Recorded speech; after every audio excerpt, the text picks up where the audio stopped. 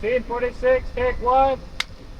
This is how we made the sound of Violet, day 8. Action!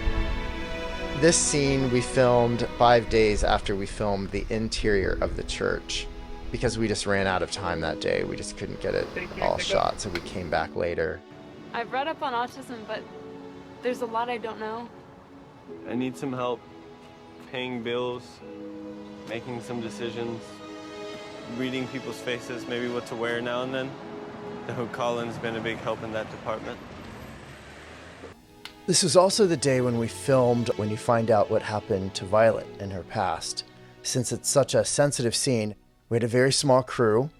We called many hotels and none of them wanted us to film this scene in their hotel, so I booked myself as a guest at a hotel and sneaked everyone inside.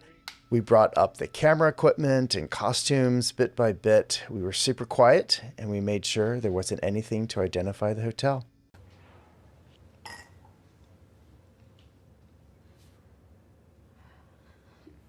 I'm gonna wait in the hall.